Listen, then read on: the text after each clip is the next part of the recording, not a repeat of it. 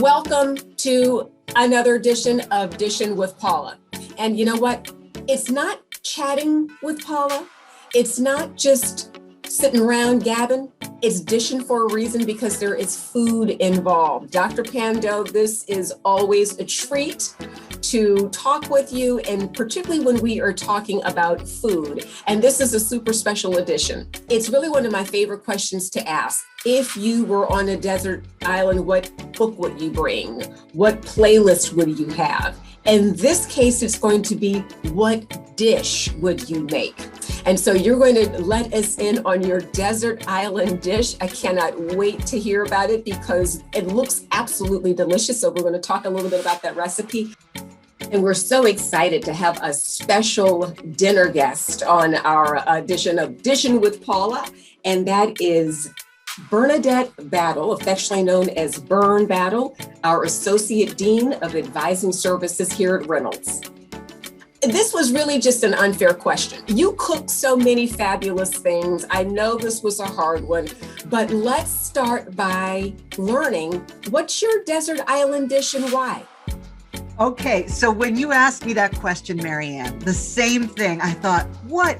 I love everything. I love everything. I love to cook. I love to watch cooking. I love to eat at good restaurants when we used to go to good restaurants and so forth. And then I thought, what do I eat all the time? What is my go-to? And I realized that my family eats chicken at least 5 times a week. And, remember Forrest Gump, the character Bubba? It was like shrimp stew, shrimp grits, shrimp. And I was thinking the same thing. I'm like, chicken curry, chicken fajitas, chicken parm, roast chicken, breaded chicken, every kind of chicken. And in fact, this afternoon for lunch, I brought in some leftover chicken, and that's what I had for lunch here in the office.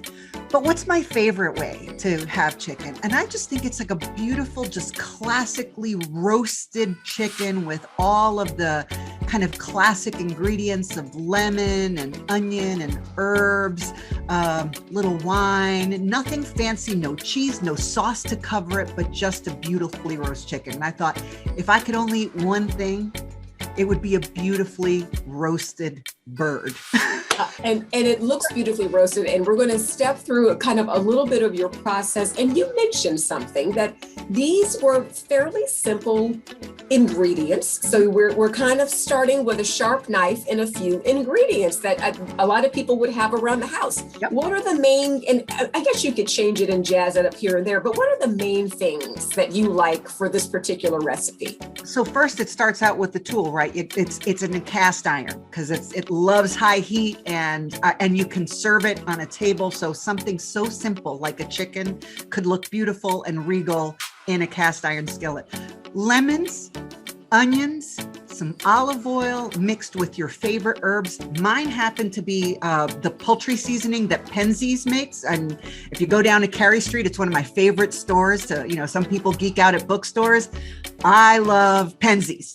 And all the spices on Carey Street. I was not paid for that commercial, by the way. So I like to use that poultry seasoning, and I mix it up in some olive oil and put those pieces together with some, techniques of patting the skin dry, really important, cooking it at high heat. And that's it. There are no fancy foams or crazy ingredients. Most of the things people have in their homes. And so, and that's how I cook it. And let's go back to the cast iron skillet. That was one of the most exciting things about watching you prepare this dish, was that it was in a cast iron skillet. To me, that means like no fooling around. Now, being from the South, we used one of the things that we used cast iron skillets for all the time was making cornbread. My mother would bring out this giant cast iron skillet for making cornbread. But the cast iron skillet, when we're talking about the chicken, is this going to be the secret to the skin, or what is it about the cast iron skillet that you prefer over another method for this roasted chicken? So this roasted chicken, now some people would put a whole bird in there, but we are, this is going to sound funny, a breast and thigh family. People fight over who's getting breast and who's getting thigh, and chickens only have 2 thighs. So I actually buy the parts. But the secret is, and the cast iron is the high heat. This is 450 degrees. That again, it melts that lemon, that you can actually eat it with the rind on, and the onion and the drippings from the skin. And because we pat it dry, make sure that chicken skin, the skin is patted dry in that high heat with that brushing of olive oil and herbs. It's magical. It really is. Do you ever marinate this? I mean, is it the kind of thing you could put in a Ziploc, put it in the fridge with the marinade on, and then grab it and throw it in the oven? Have you ever, or grill it even? I mean, the cast iron skillet looks delicious, but it seems like it could also work in a little bit of a different way if you wanted to grill it, for instance. Sure. I mean, like I said, I cook chicken every possible way somebody can cook that bird. I have figured it out, because it is, as I said, 4 or 5 times a week minimum we have chicken. Even when we order out, my husband Eric orders what? Chicken Parmesan. My kids are like, but we just ate that. I'm 60 years old. I know what I like. I like chicken Parmesan. I'm ordering chicken Parmesan. So certainly you can marinate it, but this, it doesn't really have a marinade. It's a coating. And with that skin, making sure that it's dry, that's where you get the crispy crunchiness of the skin that actually, I know it's not healthy, but where you would want to eat it versus that kind of flaccid looking skin that's yellow. So this is something that the drier, the better. So I don't marinate it. I just brush it with that olive oil and herb mixture that we make. That's brilliant. And I also noticed that you used skin on bone-in chicken. Now, what is the story behind not going for the skinless, boneless variety? Is there a reason you like the skin on and the bone in? I just think it's tastier. I just think, there's something to, the skin is its own fat. So you don't have to add butter. You don't have to add extra. The skin actually serves as its own fat, its own drippings. And again, the bone in, it's just intact. And I don't know that I have evidence or proof around this, but I believe that in its most original form is how you're going to get the best flavor out of it. You also mentioned, and you plead with us, and you tell us this in the recipe, people, pat the skin dry. And when it's time to add the wine, what's the tip here, Dr. Pando? Do not pour the wine on top of the chicken skin. Don't do it. If you do it, you'll end up with that description of that kind of gross skin. You put the wine around so that, again, the flavor, it flavors the sauce that goes with the chicken, but it does not interrupt the crispiness that we want to achieve. Do not pour it on the chicken, around the chicken.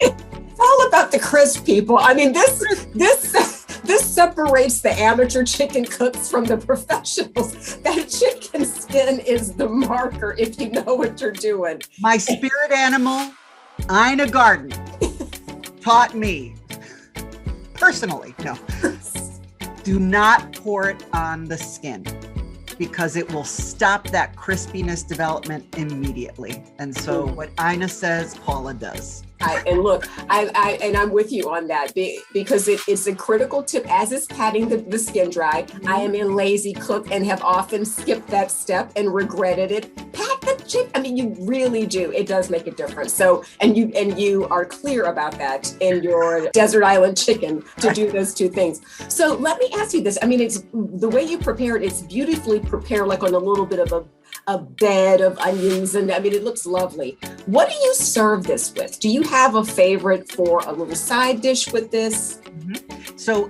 typically we like to have a roasted vegetable. That's the favorite way to have. So I'll either roast asparagus or roast broccoli or broccolini, which is another form of broccoli that I love.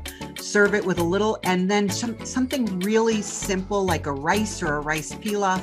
Because what you'll notice is there's so much juice and flavor there that you want to keep it simple, and even drizzle some of that on top of a simple rice. So very simple sides. And what I love, again, it elevates a cut of a protein that's accessible to most, makes it very pretty and delicious. And there's no strange or expensive ingredient that goes into it.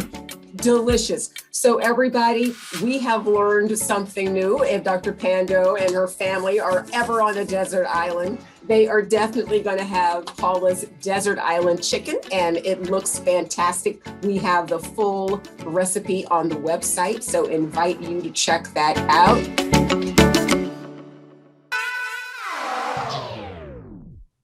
And we are so excited that Bern Battle is here with us, who is our fabulous Associate Dean of Advising Services. Bern, advising is soaring with you leading that charge. And I want to talk a little bit, particularly about the students that we're fortunate to have. We love our students, but there's one thing we have seen over many years of many students. They are short on two very precious resources, and that is time and money. And I want to hear from you about what difference advising makes to help them save those two things.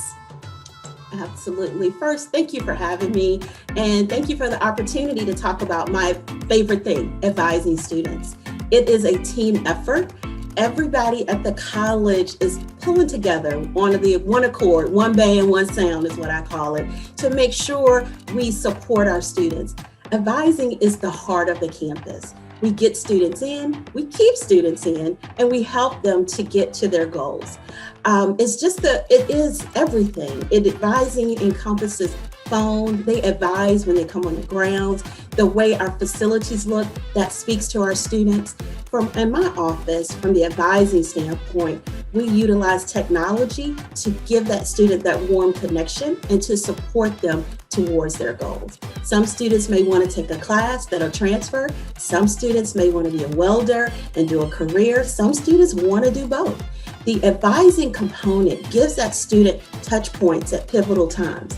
We have communication platforms and communication strategies to make sure, hey, I'm having a little dip. Oh, we got a person right here that'll get me back on my square. So the advising with the support of our administration and just making sure we have the resources to do our job. And then the connection. Have to also mention our master advisors. They're phenomenal. We join together at the hip, and it's not always pretty, but we come together and say, okay, what should we do for our students? So great opportunity, great energy. Stay tuned. You're going to see more. Thank you. And you know what I love too, Bern, is it seems like, we have a fair amount of career switchers also. Absolutely, yes. And what I love about Reynolds is you can come in with maybe a general idea of what you want to do or what you've always wanted to do, but you're not quite sure where to start. Not everyone is coming just right out of high school and 3 months later they're starting a class. Advising, one of the beauties of advising is you can kind of meet people where they are in that blue sky thinking and help them come up with a plan. Yeah, absolutely. And that's the beauty of the community college. All of our students range from the high school student to the senior citizen, and we love that. And we're all trained up as generalists to give those students the needed support. If they don't know about a career, we have the wizard. We have different technology and data-proven strategies that help our students to discover, well, maybe if I do this, maybe I could do that. What's my short-term goal? What's my long-term goal? In the advising model that we're currently under, we always ask, not what's your program, what do you want to do? And then we backtrack and have those conversations to build it out. Just surprising, and the energy that the students bring to us, all students. And, it just feels good to have that opportunity to have that platform to help our students and to make sure that they get to the finish line. Students are, the swag of them, I want to go to William and Mary. Some say, I want to go directly to work. I want to go into forensic science. I want to transfer and be an engineer. And then the other component that a lot of the seasoned advisors bring is that they're former students of Reynolds, they're team Reynolds. And again, with that one band, one mind concept with the master advisors and our faculty, we can meet students where they are, utilize those technologies to help them make the decisions to get to their goal. And we stick with them, and we're going to keep pushing and nudging. Finish what you start. Just don't come here and be a one-hit wonder. Finish what you start. And, Dr. Pando, that leads us to something that has been very concerning through the year that we have been through, is the number of students, good students, who are vulnerable to not finishing what they've started. Do you want to talk to us a little bit about what you've discovered looking at our numbers this year? Thank you for that question, Mary Ann. I was asked by a colleague not too long ago, so in this pandemic, what keeps you up at night? What keeps you up at night? And I say, what I fall asleep thinking about, what I wake up thinking about, is all of the people who slipped through our fingers in this pandemic. Students who began, students who are progressing, students who had an intention, a dream, an aspiration. And this pandemic environment, and we've been navigating multiple pandemics. And truth be told, some of our students are navigating different parts of the different pandemics in more deeply personal and painful and difficult ways. And so what I wake up thinking about is, where are they? And how do we get them back on track? How do we get them back on track to finish what they started? Because a little bit of college is not going to get you to where you need to go, where you're capable of going, and where you dreamed you would be. You've got to finish. You've got to finish. And so that's what I think about all the time, is how do we engage students? How do we reach out to them, bring them back, the value proposition? We're going to make it really easy for you to re-enter the college, and we're going to create that path and remove as many barriers as possible so that you can get back on track and finish what you started. So that's what I fall asleep thinking about and what I wake up thinking about every day. And, I'm just feel incredibly blessed that we have colleagues like Dean Byrne. And I say it's a perfect name. Perfect name, because in the words of Alicia Keys, this girl is on fire. She is. Byrne is on fire, Dr. Pando. There could be no better theme song for Byrne Battle, and those who know her will absolutely agree. Play it on my phone when I see her walking down. Exactly right. Byrne is on fire. And Byrne, one of the things that you and your team are doing, as Dr. Pando mentioned, is really proactively reaching out, not just kind of hoping and wishing that students come back, but you are proactively reaching out. Tell us about this special campaign that's underway. Absolutely. And Advising Services is on fire. Everybody is rocking and rolling to get our students to the finish line. We are super excited about Project Reengage 21, led by the awesome Dr. Sass. We had a committee, we convened, and we got the data. So we know who those students are.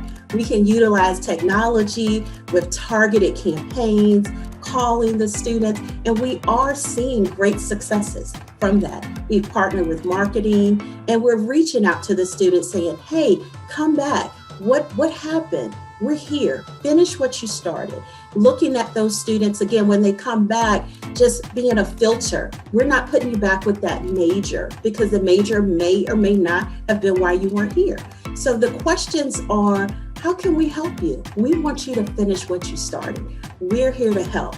Tell us what the barriers are. Where were the holes? Did we fail you? How can we re-engage? What do you need from us? But it doesn't end with that. We bring that student back. But then there's space. August is a long time away. And then even a couple of weeks for summer classes to start is far off. So we're looking at strategies to engage those students weekly, to have activities on our virtual calendar, to keep nudging and keep that connection going with the students. From an equity space, we want our students back. We want to grow our community. We want to grow the students so that they can have things to show to their grandchildren, to their cousins and nephew and family, to be that first gen, or to be that person that changes the dynamic for their family. So Project Reengage, awesome. We are rocking and rolling. It's led by Andrew and financial aid, and we're huddling together. Let's look at that messaging. What's going to get that student? What's going to be the win that we can create from that messaging? And then that prompt response. right? People get surprised when you email them back. Go figure, right? So when they get that email, oh, you can just hear it in their voice or in the email. Thank you for getting back to me, right? Same day turnaround. And the team is doing a phenomenal job with prioritizing that outreach for those students. So all of those strategies, all of the data, the technology is there, and we have the energy and the resources on campus to bring our students back. So if you're listening, come on back. We're here, arms ready to make sure you make it to your goal. Earn. Well, listen, thank you. Thank the team. This is, you're quarterbacking this, but it's a wonderful team effort on so many different levels. And I really want to thank you and the advising staff for your incredible hard work. And, you know, we could sit and dish here all day, but before we wrap up, because Dr. Pando walked us through something that makes me want to be stranded on a desert island. That desert island skillet chicken looks so delicious. But the assignment for her was to come up with her desert island dish, which she did and shared with us. Vern, we have to know. You're on a desert island, girl. What is your go-to dish for Vern? Gotcha. So first, I hope Dr. Pando is nearby so I can get some of that chicken. Okay. But if I was on a desert island, salmon, any type of way, but a lot of butter. Okay, butter and lemon. Bacon wrapped salmon, any type of salmon, that is my go-to dish. That's your go-to. That's my go-to dish. My mother would kill me, but I'm gonna add some vegetables. Make sure this is for you, Mom. I'll do veggies with it. And I've been grilling vegetables on the George Foreman. And I'm like, oh, wow, it's just so yummy. I cut up a zucchini, put it on the George Foreman grill, a little bit of butter though. And it was just so delicious. So thank you. Yeah, salmon, any type of way, lots of butter, grilled vegetables with butter. Well, listen, some of our students will be like, George Foreman, what is, that's a little bit of a retro reference for some of them who George didn't grow up looking at the George Foreman grill. But we know exactly what the George Foreman grill is about. Or so like I am going to remember that. Like the butter campaign of the 80s. Remember those commercials? Give it all a little pat of butter. Right. Yep. That's my generation. That is our generation. Vern, thank you so much. Dr. Pando, thank you for allowing me and allowing us into your kitchen once again. And until we get to meet there again, we want to thank everyone at Reynolds for their terrific work, congratulating our students on their great work this year, our faculty and staff who make all of this possible. And until we see each other again, happy cooking, everybody. Yes, bye. Thanks for having me. Thank you, Vern.